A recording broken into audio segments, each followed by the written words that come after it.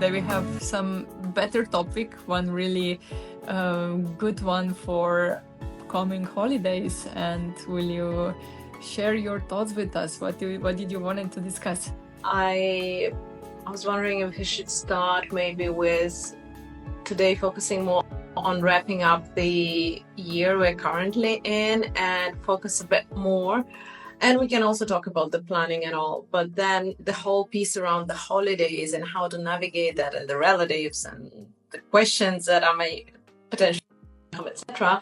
Maybe we can push it for next week or the week after. And if that's okay with you, I think it would be great also for us to perhaps collect some feedback from the audience and whoever is listening to us. If we would love to hear from you. What's Christmas, New Year's Eve, whatever it is that you're celebrating around this end of the year, beginning of the year? How are you excited about? Is it something that you're dreading? Are you somewhere in between and you just couldn't care less? And if you could tell us why is that, that would be really interesting for us to perhaps dive into over the next few weeks, maybe even. But how does that sound to you, Petra? Good. I didn't hear you really well because you were breaking up a lot. So, but I think I heard you that you are curious for what are people dreading and about the holidays and what are their wishes for, and is this correct?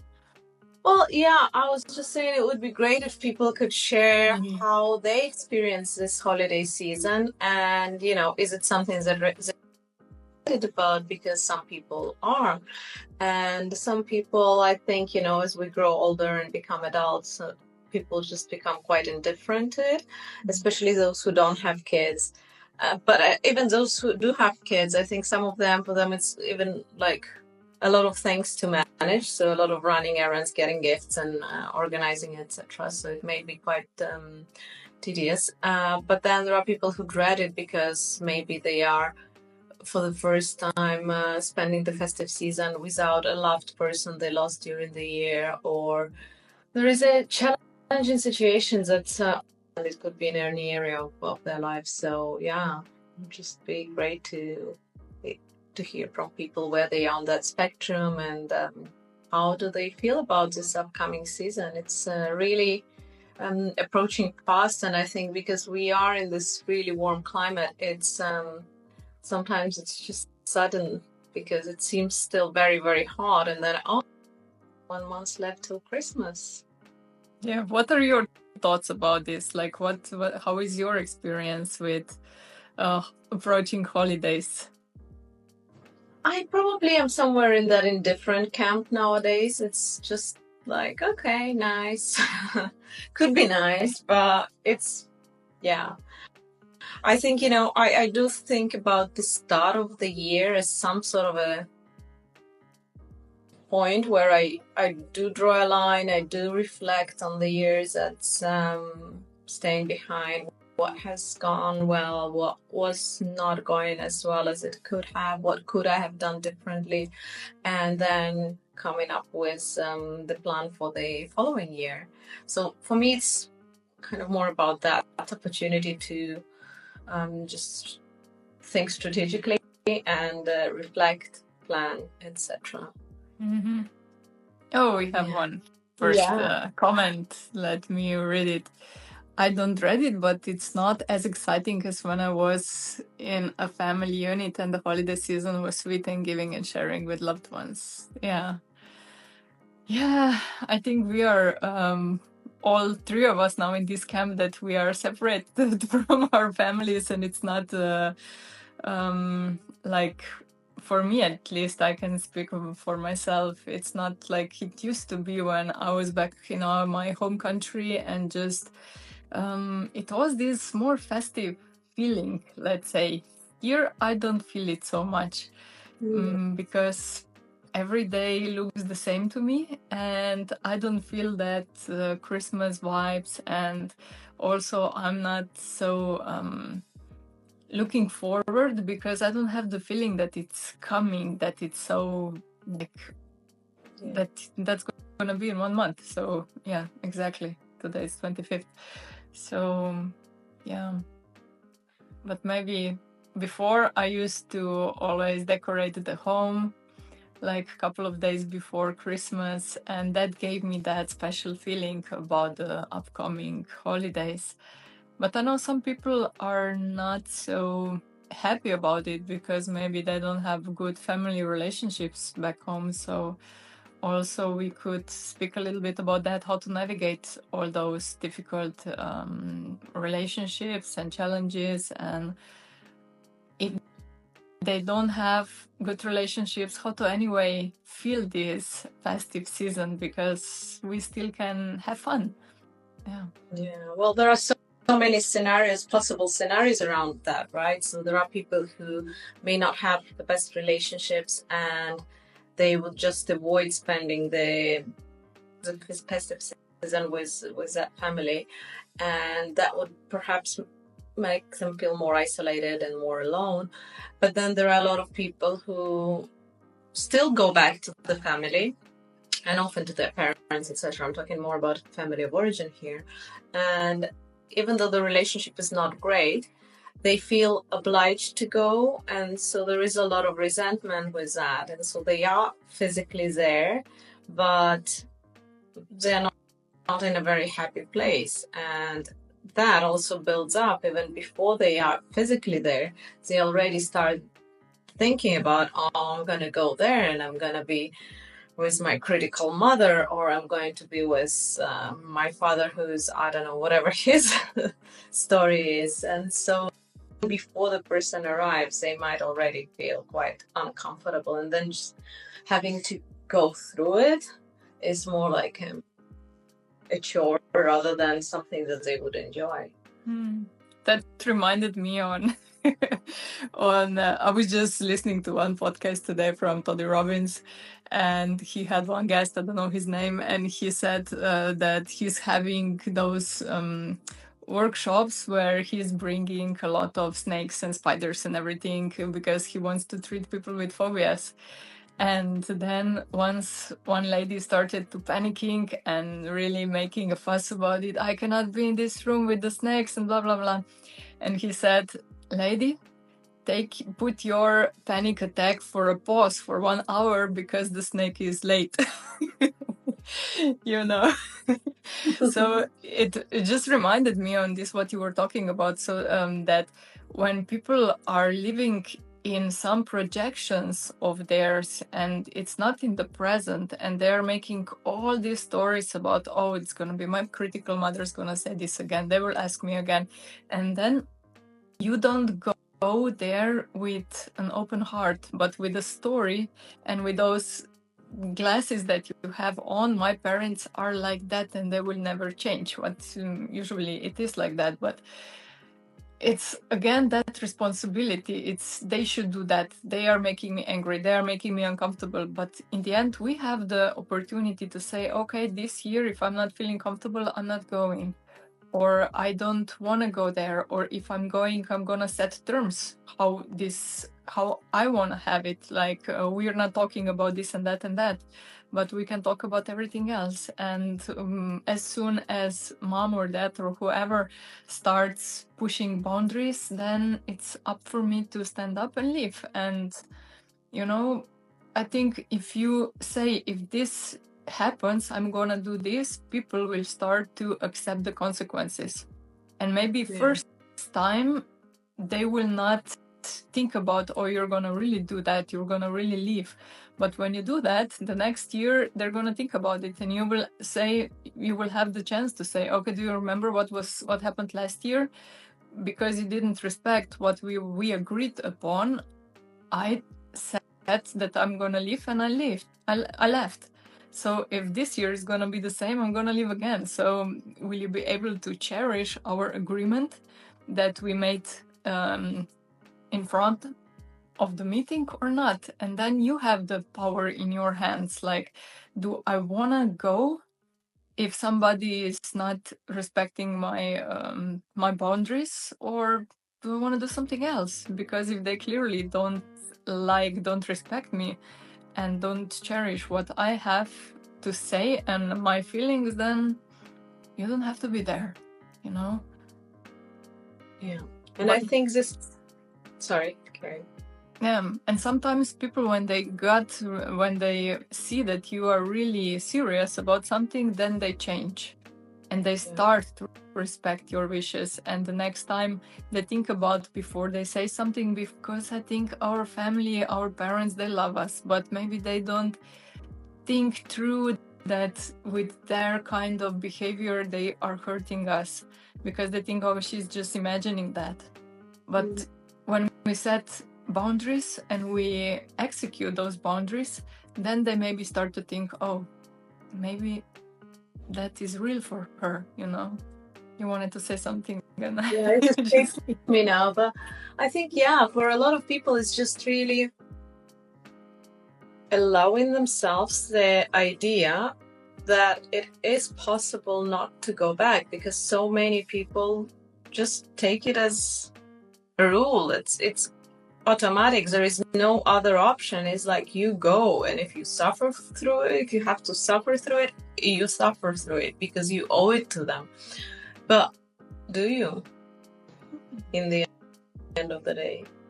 And what about everything you owe to yourself? The respect, the love, the compassion, and sparing yourself from perhaps behavior that's not aligned with all of that. In the family, I'm always an advocate to have sincere communication and try to solve things, because we are family bonded. And okay, if there are some really severe cases of neglect or abuse or something, okay, that's a completely different story. But if there are some minor issues, I think we can all talk it through and tell it also in the way that others understand. And sometimes it doesn't go through the first time and you have to repeat it 2 or 3 times. It was like that with my parents when they were separating, and I had to just repeat, I'm not gonna be a part of that. This is your responsibility. You two are separating and don't drag me into it.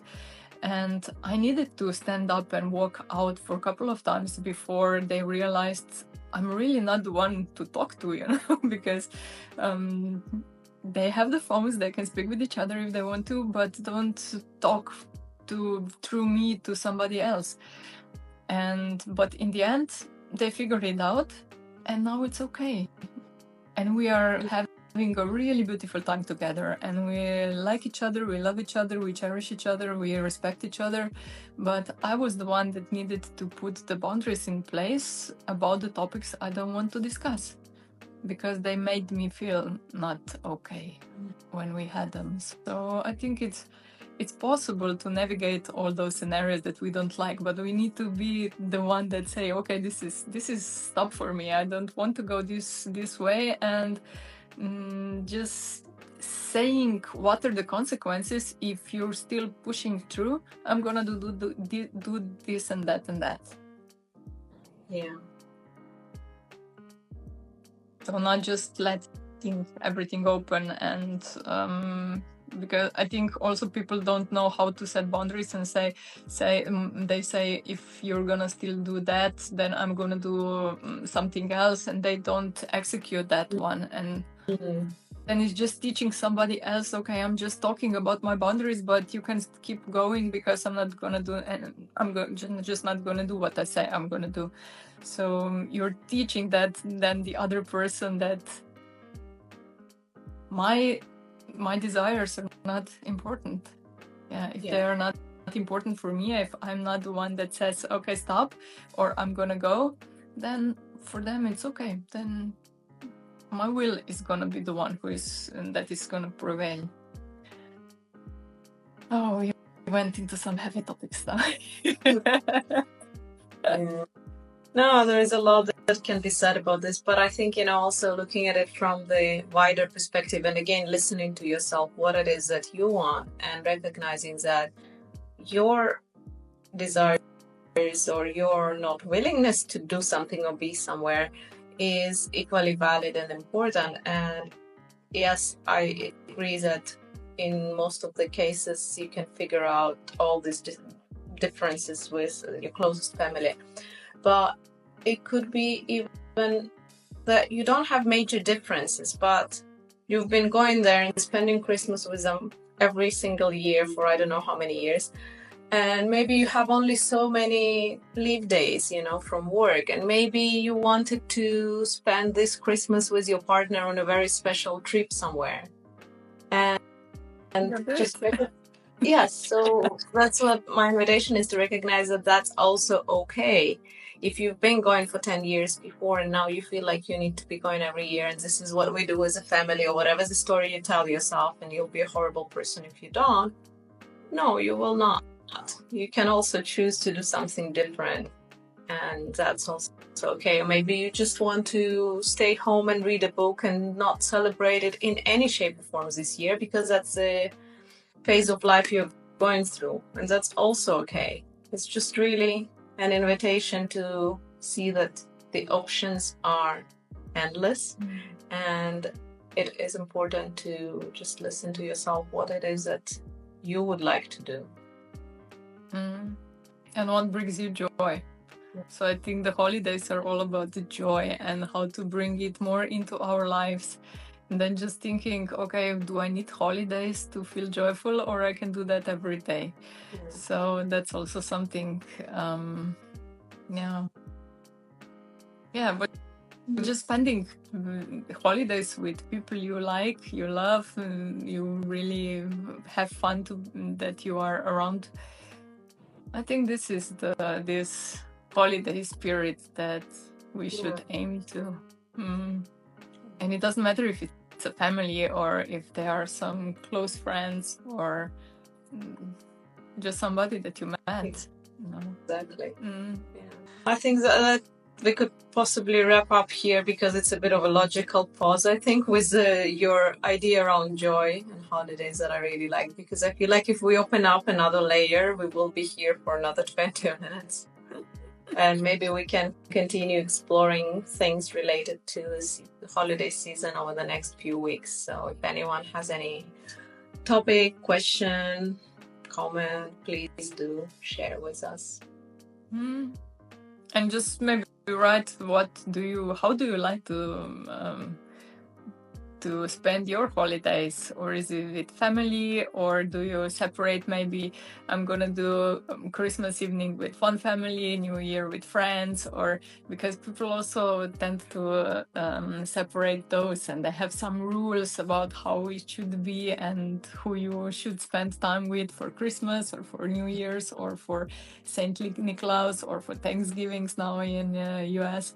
So it's all those different aspects that we can talk about. And I think it's a really good topic now in this approaching holiday season, how to navigate it. And I would also be really curious about what are the fears that people have regarding to the holidays, and if it is about navigating the family reunions, or if it's about difficult conversations, or it is about maybe not living up to their expectation. I think this is also a huge one. It is. Like, because it's the end of the year, and maybe somebody had really big and huge aspirations and goals for their 2024, and now it's the end of the year, and that goal wasn't just went the way they planned, and maybe how to deal with this kind of stuff. So it's a lot that we can discuss, and I would just invite people to write to both of us, like just questions, or what you are going through, what people are, maybe what my friend need to hear, it doesn't have to be about your questions. So that would be something of interest that I would like to discuss, and just hear what are people going through in those days. Absolutely. All right. Then, well, thank you everyone for joining us, and thank you, Petra. We'll continue next week. Thank you. Enjoy. Have a nice last days of November. Hey, you too. Bye-bye.